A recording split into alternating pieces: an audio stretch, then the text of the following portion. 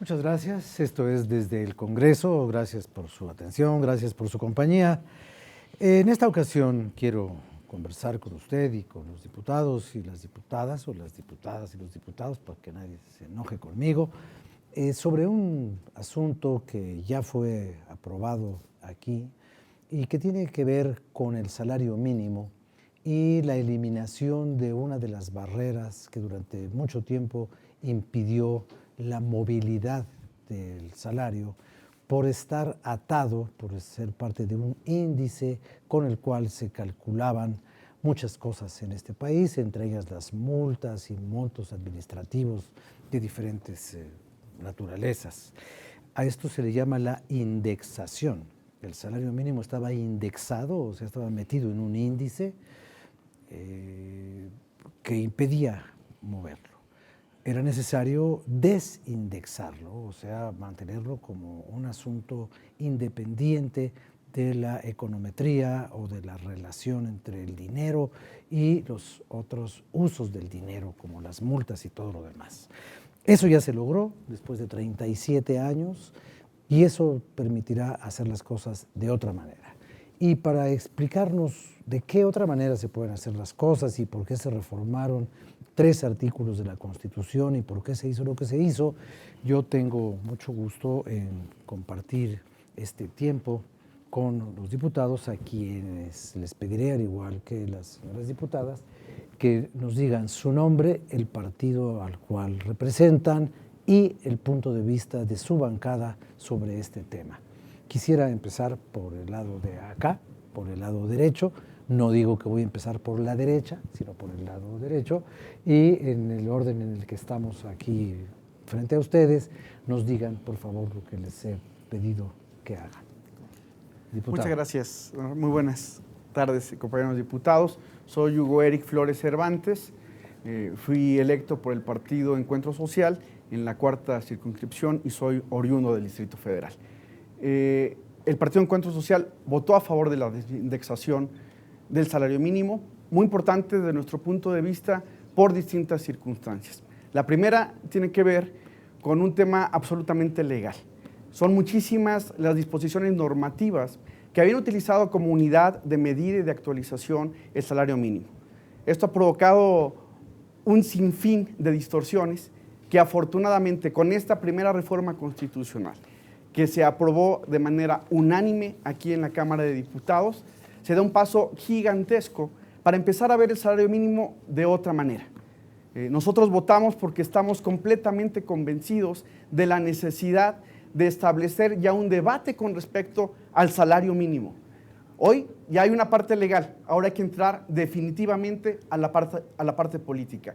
Los mexicanos no podemos seguir trabajando mucho, ganando poco y comprando caro. Muchas gracias, diputado. Diputado Romero, por favor. Sí, buenas tardes a todas y todos. Morena, Distrito 2, Delegación Gustavo Madero. Morena votó a favor de esta reforma constitucional porque quita un mito en la economía nacional de que los salarios no aumentaban porque arrastraba otros indicadores que determinaban multas o determinaban créditos. Es una política económica que justifica un freno al aumento de salarios mínimos. Nosotros consideramos que ese obstáculo ya se eliminó y ahora viene un reto real para la Cámara de Diputados y de Senadores de implementar e instrumentar un aumento a salarios mínimos. Tenemos 120 días a partir de que entre en vigencia la nueva ley, la nueva reforma constitucional, para implementar cómo se va a determinar esta unidad de medida y también para ir creando nuevos mecanismos que aseguren que el salario mínimo tenga un aumento real y atienda a las necesidades de la población. Muchas gracias. Diputado, por favor. A sus órdenes. Emilio Salazar, del Partido Verde, del Distrito 9 de Tuxtla Gutiérrez, Chiapas. El Partido Verde está a favor de esta medida, como están todos los partidos, porque nadie puede estar en contra de nada que limite el salario mínimo, de nada que limite la percepción de los mexicanos más necesitados. Como bien explicaban en un principio, esto es solo la primera parte de quitarle el freno legal a lo de los salarios. El gran reto que tenemos es poder impulsar de este Congreso el que la gente pueda ganar más para vivir mejor. Y creo que el salario se ha quedado rezagado, toda vez que estaba condicionado solamente al incremento inflacionario. Para mí es un gran avance que solo repercutirá para bien en todas las clases trabajadoras, que es más del 68% que ganan de 1 a 3 salarios mínimos. Muchas gracias. Muchas gracias, diputado. Diputada Zoralia, por favor. Gracias. Soraya Bañuelos de la Torre, de Zacatecas, del Partido Nueva Alianza. Para nosotros es fundamental la aprobación de esta reforma en el sentido de que libera, desencadena, desindexa el salario mínimo de multas, recargos, cuotas, prestaciones que impedían su crecimiento. Con esta medida logramos que disposiciones en materia local y federal, cerca de 2.400 disposiciones, se liberaran o se liberara el salario de esas disposiciones que lo encadenaban y que impedían su crecimiento y su impacto real con los trabajadores. Nosotros sabemos que es una medida importante. Después de 37 años también hemos visto otro problema con respecto al salario, que es la pérdida del poder adquisitivo. Y bueno, el reto que compartiremos en esta legislatura sin duda alguna es que se dignifique el salario de los trabajadores, que se alcance de acuerdo a los tratados internacionales en materia del trabajo, no solamente para adquirir los productos de la canasta básica, sino para esparcimiento y para diversión. Ese es el reto para Nueva Alianza. Muchas gracias. Por favor, diputado. Mucho gusto, muchas gracias. Pedro Alberto Salazar Muciño, de la fracción PRI, Estado de México.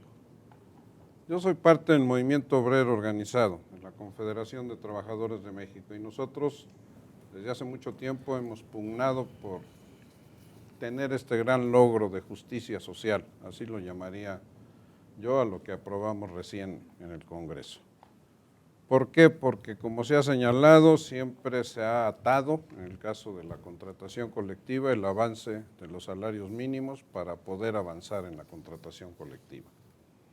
Nos interesa también mucho, y qué bueno que así se ha dado, que la gente gane más, porque esto reactiva la economía interna, impulsa el desarrollo y permite que las familias vivan mejor. También lo hemos avalado y votado a favor, porque nos interesa también que en el caso de la vivienda obrera se quite la responsabilidad que señala la ley de ajustar la deuda de los créditos en salarios mínimos. Por eso avanzamos también en pesos. Vamos bien. Muy bien, muchas gracias. Por favor, diputado Ordóñez. Gracias. Muy buenas tardes. Desde luego que mi partido, el PRD, está muy satisfecho, estamos muy contentos por lo que acaba de ocurrir en el Congreso, toda vez que esta medida de la desindexación fue aprobada en la Ciudad de México, donde gobierna mi partido, del año pasado. En octubre del año pasado se desindexó el salario mínimo en el Distrito Federal y ha tenido repercusiones favorables. Inmediatamente el jefe de gobierno se dio a la tarea de incrementar a los trabajadores de base que ganan el salario mínimo a más de 14,000 trabajadores, de 70-10 como está, a 82-80, y a más de 936 empresas que llegó a un acuerdo con ellos para que de igual manera le subieran el salario a quienes ganaban el mínimo. Es un tema fundamentalmente de reconocer el derecho a la igualdad. México es un país de desiguales, en donde ahora con esto estamos intentando, y me da muchísimo gusto que haya sido por consenso, empezar esta carrera por la igualdad en los salarios mínimos, pero básicamente por la igualdad entre quienes menos ganan y con los que más ganan. Muchas gracias. Por favor, don Jorge. Gracias, Rafael, y gracias a mis compañeras y compañeros diputados que están aquí con nosotros y a quienes nos ven en el canal del Congreso. Para el Partido Acción Nacional, esto no es más que la obligación cumplida de regresarle la dignidad alimentaria al pueblo de México. Tenemos un problema serio en cuanto a que quien piense que alguien puede desayunar, comer y cenar con 70 pesos, pensaría que la población tendría sobre la mesa los productos indispensables simple y sencillamente para subsistir. Nosotros es un elemento que hemos impulsado desde hace muchos años para Acción Nacional. La dignidad en el salario es algo que corresponde a una obligación y en razón de ello también estamos celebrando, insisto, esta obligación cumplida. Ahora lo que queda por delante es seguirlo impulsando y lo que queda también es generar las condiciones económicas para que verdaderamente impacten el bolsillo de los ciudadanos. Muchas gracias, diputada. Perdón que le tocó al último, pero... No, gracias.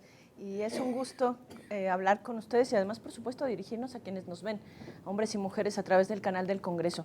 Fue muy importante, quizá una de las pocas medidas, quizá de las pocas votaciones donde coincidimos el Pleno de la Cámara de Diputados, prácticamente, es decir, todos, más bien todas las fracciones, todas las y los diputados. El tema de la desindexación tiene que ver con recuperar la capacidad de compra de los salarios de ese trabajo esforzado de hombres y mujeres que tienen que sostener a sus familias hoy con menos de 70 pesos por día, es decir, menos de 2,000 pesos al mes. La verdad es que es prácticamente absurdo. En las últimas 3 décadas se ha perdido cerca del 80% de la capacidad de compra. ¿Qué implica esto? Que una persona hoy, un trabajador hoy, vive con 80% menos de lo que vivía hace 3 décadas. Entonces, por supuesto que es un avance, es un gran logro y las fuerzas progresistas lo han planteado desde hace muchos años, tenemos muchos años planteándolo, por supuesto en la Ciudad de México se ha dado y en otros países y de verdad felicitamos que hoy estemos coincidiendo en esto. Muchas gracias. Bien, pues usted ha escuchado, anote la fecha, porque es una fecha rara. Muy pocas veces se ve una unanimidad de esta evidencia tan palpable. Pocas veces, el tiempo que yo tengo de ver el trabajo parlamentario, no siempre veo cosas tan consensuadas como esta. Pero ahora empiezan los problemas de veras, porque una cosa es desindexar el salario y otra cosa es construir un salario suficiente, un salario remunerador, un salario digno, un salario que permita no la subsistencia, sino también hasta el ahorro, o en fin, un salario que permita vivir bien. Y después crear una unidad monetaria que permita calcular los montos de las miles de cosas que quedaron ya sin referente. Pero de eso es de lo que vamos a hablar en los próximos minutos con usted, si nos hace favor de acompañarnos.